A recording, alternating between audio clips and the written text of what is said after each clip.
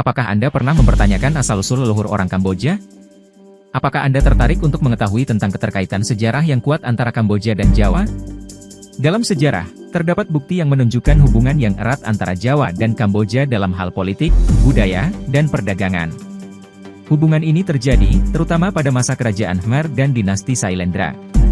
Bukti-bukti ini mengindikasikan bahwa leluhur orang Kamboja mungkin berasal dari orang Jawa.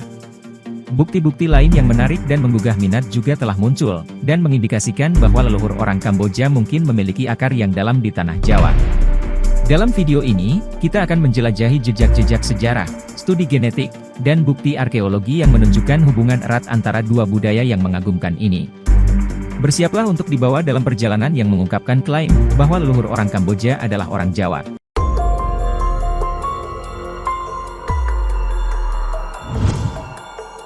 Dalam sejarah, terdapat bukti yang menunjukkan hubungan yang erat antara Jawa dan Kamboja dalam hal politik, budaya, dan perdagangan.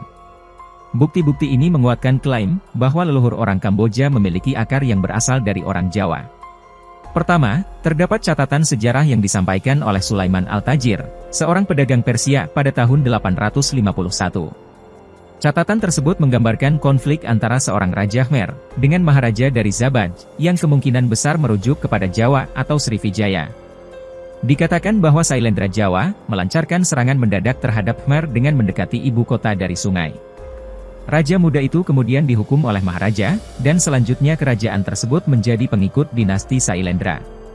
Kemudian pada tahun 916 Masehi, sejarawan Arab Abu Zaid Hasan mencatat dalam sebuah kronik panjang bahwa Raja Khmer yang muda dan tidak berpengalaman itu memusuhi Jawa. Ketika permusuhan menjadi kebijakan negara dan diketahui publik, Raja Jawa menyerang dan menangkap Raja Khmer. Dia dipenggal dan kepalanya dibawa ke Jawa. Raja Jawa memerintahkan menteri kerajaan Khmer untuk mencari penggantinya. Setelah dibersihkan dan dibalsem, kepala raja dimasukkan ke dalam guci, dan dikirim ke Raja Khmer yang baru. Cerita ini mengindikasikan dominasi Jawa atas kerajaan Khmer pada masa itu. Konflik ini menunjukkan adanya interaksi politik dan ketegangan antara kedua kerajaan tersebut. Selain itu, legenda Maharaja Zabaj juga memberikan bukti tentang hubungan awal antara Jawa dan Khmer. Legenda ini mengisahkan tentang pendahulu, atau tahap awal kekuasaan Khmer yang berada di bawah pengaruh Jawa. Legenda ini pertama kali diterbitkan oleh sejarawan Masaudi dalam bukunya pada tahun 947, yang berjudul Meadows of Gold and Mines of Gems. Selanjutnya, prasasti kala di Jawa yang berasal dari sekitar tahun 909 Masehi, menyebutkan adanya kedatangan orang-orang Khmer atau Kamboja, bersama dengan orang-orang Champa dan Mon, sebagai pedagang dari Asia Tenggara yang sering datang ke Jawa untuk berdagang. Prasasti ini menunjukkan adanya jaringan perdagangan maritim yang kuat antara Kamboja dan Jawa pada masa itu. Hal ini menunjukkan adanya hubungan budaya dan perdagangan yang erat antara kedua wilayah. Secara keseluruhan, bukti-bukti sejarah ini menggambarkan hubungan politik, budaya, dan perdagangan yang kuat antara Jawa dan Kamboja pada masa lalu.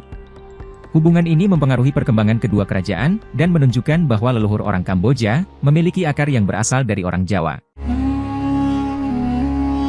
Selama berabad-abad, Kerajaan Mataram kuno atau Medang di Jawa, memainkan peran penting dalam hubungan antara Jawa dan Kamboja.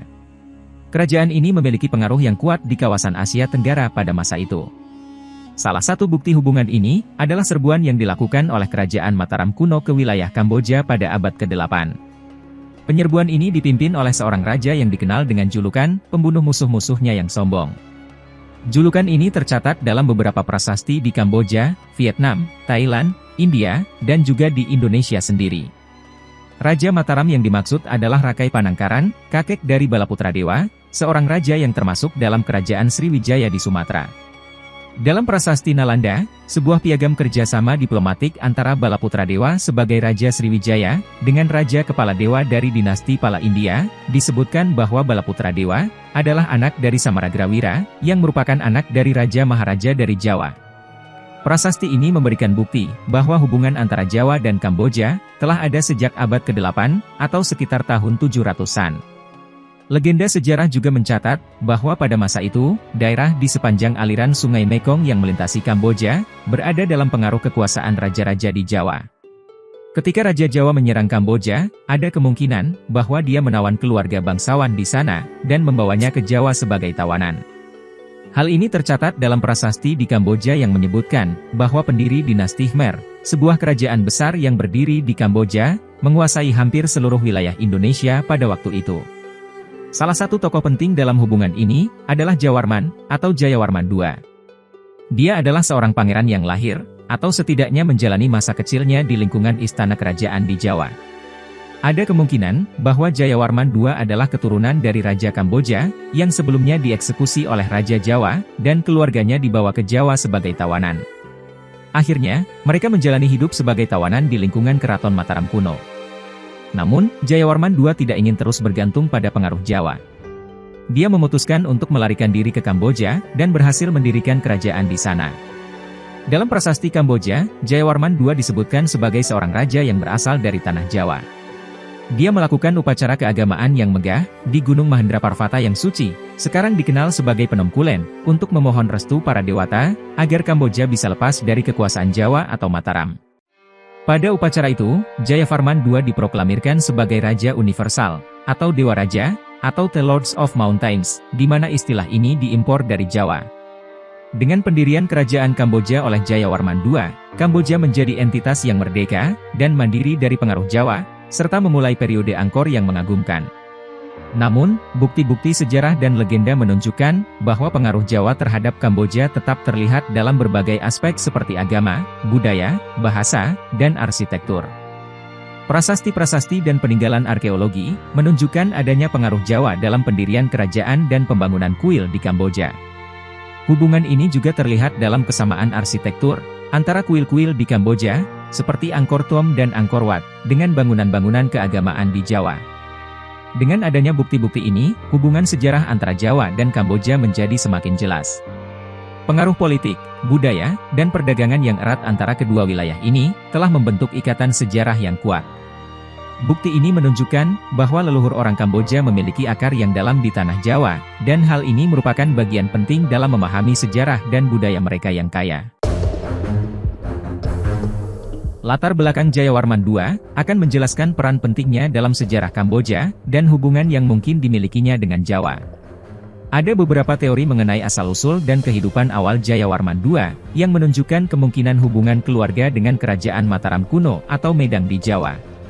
Dalam beberapa teori, Jayawarman II diyakini merupakan keturunan Rakai Panangkaran, seorang raja Mataram yang terkenal sebagai pembunuh musuh-musuhnya yang sombong. Julukan ini terdapat dalam prasasti yang ditemukan di Kamboja, Vietnam, Thailand, India, dan juga di Indonesia sendiri. Prasasti tersebut menggambarkan Raja Mataram, Rakai Panangkaran, sebagai leluhur Balaputra Dewa, yang merupakan raja dari kerajaan Sriwijaya di Sumatera. Jika teori ini benar, maka Jayawarman II memiliki hubungan keluarga dengan kerajaan Mataram kuno di Jawa. Namun, ada juga teori lain yang menyatakan bahwa Jayawarman II adalah bagian dari Wangsa Shailendra yang memerintah di Mataram kuno. Shailendra adalah dinasti yang terkenal di Jawa pada masa itu, dan kemungkinan besar memiliki pengaruh yang kuat di wilayah tersebut. Dalam teori ini, Jayawarman II diyakini melarikan diri dari pengaruh Jawa dan memulai pendirian kerajaan di Kamboja. Sejarawan memang masih memperdebatkan apakah Jawa berarti Pulau Jawa di Indonesia, Champa, atau lokasi lain. Namun menurut interpretasi yang lebih tua, Jayavarman II adalah seorang pangeran yang tinggal di Istana Shailendra di Jawa, dan membawa pulang seni dan budaya Istana Shailendra Jawa ke Kamboja. Apapun latar belakang sebenarnya dari Jayawarman II, yang jelas, adalah peran pentingnya dalam sejarah Kamboja. Setelah mendirikan kerajaan di Kamboja, Jayawarman II memindahkan ibu kota kerajaan ke beberapa lokasi yang berbeda. Salah satunya adalah Angkor, yang kemudian menjadi salah satu situs peninggalan Hindu terbesar di dunia. Pemindahan ibu kota ini menunjukkan upaya Jayawarman II untuk membangun sebuah kerajaan yang kuat dan independen di Kamboja. Bukti yang mendukung klaim bahwa leluhur orang Kamboja adalah orang Jawa, tidak hanya terbatas pada hubungan sejarah antara kedua wilayah, tetapi juga melibatkan studi genetik, arkeologi, dan linguistik. Studi genetik. Dalam studi tentang lanskap filogenetik mitokondria Kamboja, menunjukkan keberagaman genetik yang lebih besar pada kelompok yang termasuk dalam makrohaplogroup M, dibandingkan dengan kelompok yang termasuk dalam makrohaplogroup R. Peneliti menemukan bahwa sebagian besar warga di Phnom Penh Kamboja memiliki ikatan darah atau asal-usul dari Jawa, terutama dari Tanah Dieng di Jawa Tengah. Meskipun ini bukan bukti langsung dari hubungan genetik antara orang Jawa dan Kamboja, hal ini menunjukkan bahwa ada kemungkinan adanya pertukaran genetik antara populasi di wilayah ini selama periode waktu yang panjang. Sayangnya, tidak ada studi genetik yang langsung membandingkan populasi Jawa dan Kamboja, yang dapat memberikan bukti yang lebih konkret. D. Bukti arkeologi dan linguistik. Selain studi genetik, ada bukti arkeologi dan linguistik yang mendukung klaim ini. Ditemukan kemiripan dalam kosakata dan bahasa antara Jawa dan Kamboja. Sebagai contoh, kata mangan, yang berarti makan dalam bahasa Jawa, memiliki kemiripan dengan kata yang serupa dalam bahasa Kamboja. Hal ini menunjukkan adanya pengaruh linguistik antara kedua wilayah. Selain itu, ada kemiripan dalam segi arsitektur antara bangunan-bangunan di Kamboja dan Jawa. Contohnya yang paling terkenal adalah kompleks Angkor Thom dan Angkor Wat. Angkor Thom adalah salah satu situs peninggalan Hindu terbesar di dunia. Dalam perjalanannya, kerajaan Kamboja yang didirikan oleh Jayawarman II mengalami beberapa kali perpindahan ibu kota kerajaan, salah satunya di Angkor. Bangunan-bangunan ini menunjukkan pengaruh arsitektur Jawa yang kuat.